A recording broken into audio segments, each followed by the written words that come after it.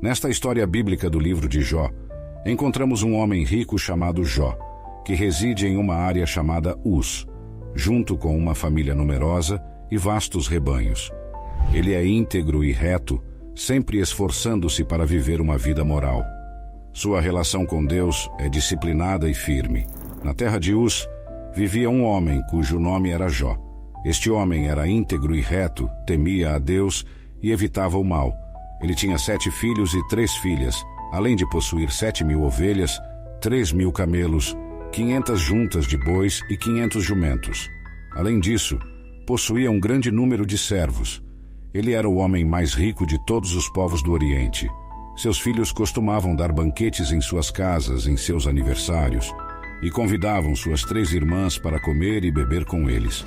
Quando um período de festa se encerrava, Jó fazia arranjos para purificá-los. De madrugada, ele oferecia um holocausto por cada um deles, pensando: talvez os meus filhos tenham pecado e amaldiçoado a Deus em seus corações. Esse era o costume regular de Jó. Jó, capítulo 1, versículos 1 a 5. Deus elogia as virtudes de Jó diante de Satanás, mas este contesta que Jó é justo apenas porque Deus o abençoou abundantemente. Um dia, os anjos vieram apresentar-se diante do Senhor, e Satanás também veio com eles. O Senhor perguntou a Satanás: de onde você vem? Satanás respondeu ao Senhor: de percorrer a terra e de andar por ela. Então o Senhor disse a Satanás: reparou em meu servo Jó? Não há ninguém na terra como ele, irrepreensível, íntegro, homem que teme a Deus e evita o mal. Satanás replicou: acaso Jó teme a Deus de graça? Porventura não o cercaste com uma sebe a ele, a sua casa e a tudo o que tem? Abençoaste as obras de suas mãos, e os seus rebanhos estão espalhados por toda a terra. Jó, capítulo 1, versículos 6 a 10. Satanás desafia Deus a permitir que ele atormente Jó, alegando que se tiver a aprovação para infligir sofrimento, Jó mudará e amaldiçoará a Deus. Deus permite a Satanás afligir Jó, a fim de testar essa afirmação audaciosa. Porém, Deus impede que Satanás tire a vida de Jó, mas estende a tua mão e toca-lhe em tudo o que tem, e verás se não blasfema contra ti na tua face. O Senhor disse a Satanás: pois bem, tudo o que ele possui está nas suas mãos, apenas não toque nele. Em seguida, Satanás saiu da presença do Senhor. Jó, capítulo 1, versículos 11 e 12. Jó recebe 4 relatos em um único dia, cada um informando-o que suas ovelhas, servos e 10 filhos morreram como resultado de invasores ladrões ou desastres naturais.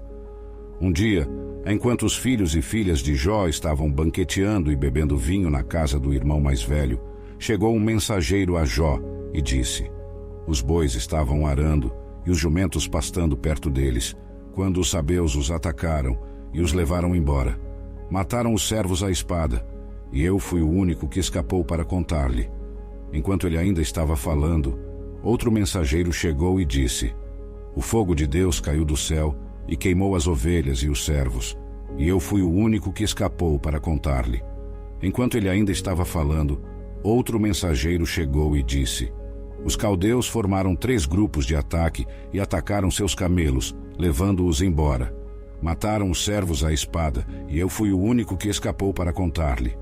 Enquanto ele ainda estava falando, outro mensageiro chegou e disse: seus filhos e filhas estavam banqueteando e bebendo vinho na casa do irmão mais velho, quando de repente um vento poderoso veio do deserto e atingiu os 4 cantos da casa.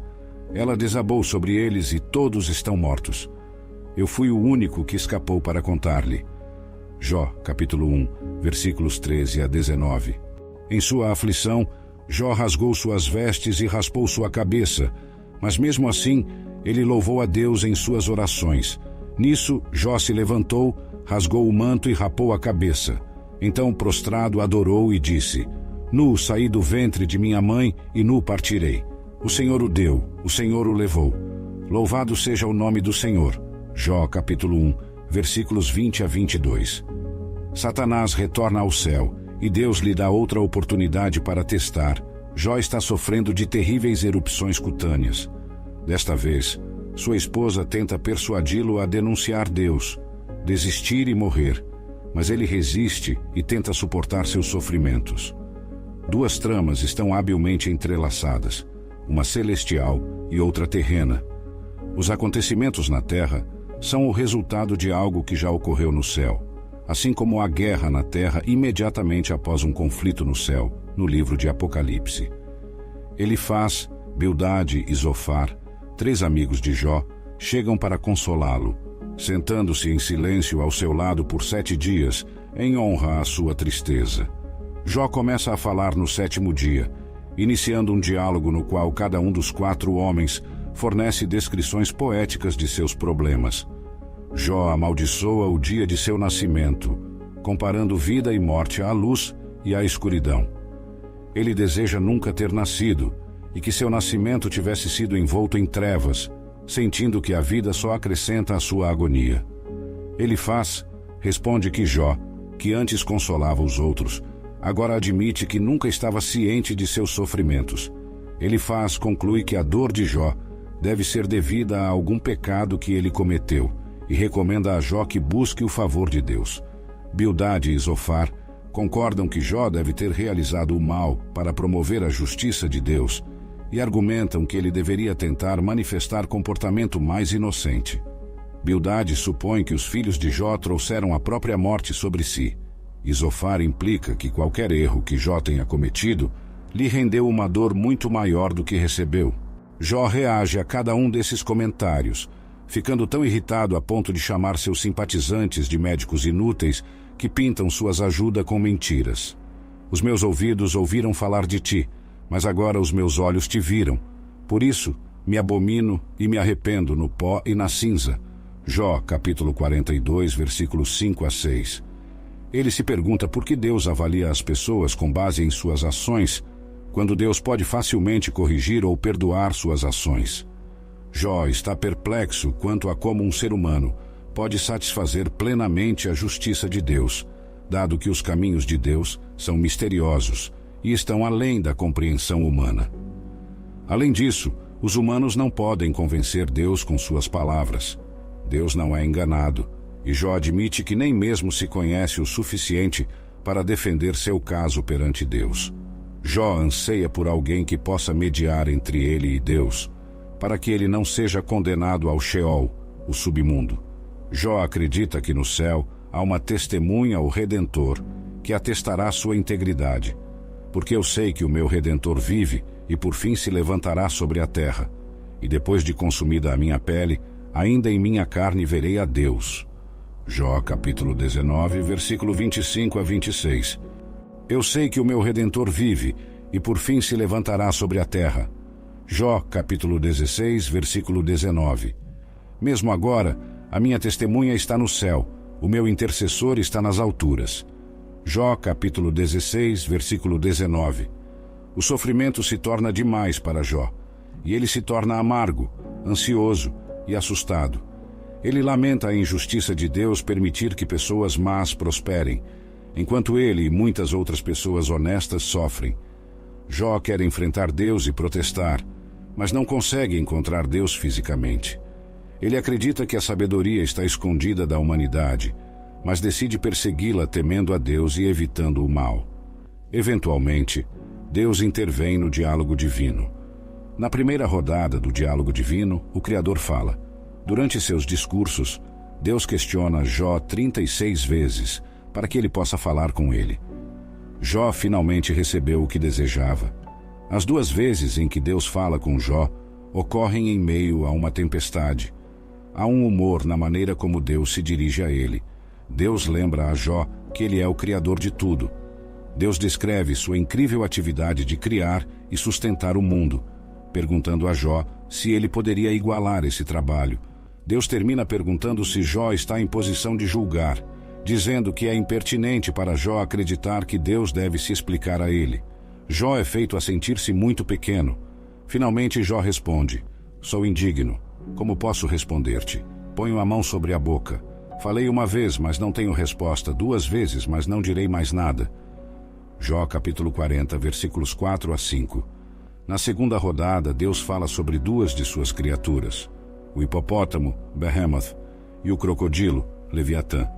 Ele pergunta a Jó sobre esses animais como se essas criaturas incríveis detivessem as respostas para as grandes questões da vida. Deus lembra a Jó que ele não pode entender Deus nem mesmo o mundo animal, quanto menos o mundo moral. O ponto principal de Deus é: por que você está tentando discutir comigo? Jó responde que Deus é onisciente e que nenhum plano dele pode ser frustrado. Ele percebe que questionar Deus foi totalmente inadequado e se arrepende em cinzas e pó. Embora o encontro com Deus seja humilhante para Jó, o cerne de seu problema é tratado, pois ele está de volta em contato com Deus. O diálogo fornece um magnífico, porém inesperado, clímax para o livro. O epílogo marca uma mudança da poesia para a prosa, enquanto Jó aceita que não deve culpar Deus por suas ações para com ele. Seus filhos, 7 filhos e 3 filhas, propriedade e rebanhos de camelos e ovelhas são devolvidos a ele por Deus, e ele se torna muito mais rico e mais feliz do que era antes. Como servo de Deus, ele é vindicado. No entanto, os 3 amigos de Jó são severamente repreendidos por Deus. Deus diz que eles não falaram corretamente sobre Jó, o que nos indica que não devemos considerar os discursos deles como verdades absolutas. O notável sobre as 2 interações de Deus com Jó é que Deus ainda não responde às perguntas de Jó e não revela a Jó sobre sua aposta com Satanás. Jó não precisava saber o que estava acontecendo no céu, pois Deus tinha suas razões para permitir que ele sofresse. Devemos ter em mente uma diferença crucial entre a compreensão judaica deste livro e a cristã. O judeu dos tempos do Antigo Testamento não podia enxergar os problemas da vida temporal à luz da eternidade. Ele sentia que a justiça de Deus deveria ser vista nesta vida, já que tanto pessoas boas quanto más iam para o mesmo destino, o Sheol, o lugar de existência sombria onde os espíritos partiam. Os cristãos, por outro lado, têm uma visão completamente diferente sobre o sofrimento atual. Eles veem a visão maior do céu à luz do trabalho de Cristo. O sofrimento neste mundo é insignificante em comparação com a vida que nos espera no céu. Como resultado, há apenas insinuações da vida após a morte ao longo do livro de Jó. Jó declara em um momento que encontrará Deus após a morte, mas esse não é um tópico recorrente no livro, e ele não tem ideia de como isso acontecerá. O livro de Jó possui 2 tramas. A trama divina. O livro começa com a trama celestial, o encontro de Deus no céu com Satanás. Satanás era um anjo, cuja função era relatar pecados.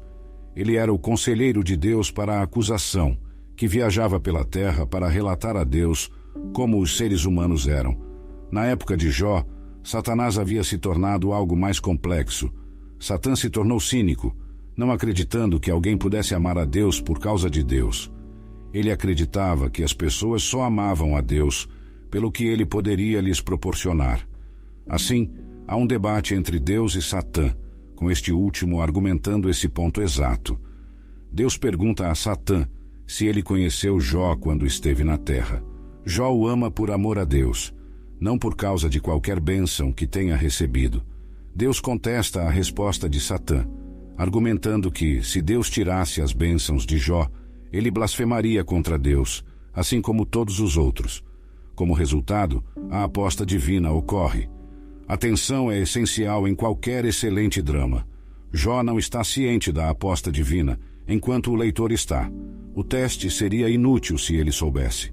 Esse encontro nos ensina verdades valiosas sobre Satã. Para começar, sugere que ele não pode estar em 2 lugares ao mesmo tempo e que não possui a onipresença de Deus. A trama humana, a disputa entre Jó e seus companheiros, ocupa a maior parte do livro.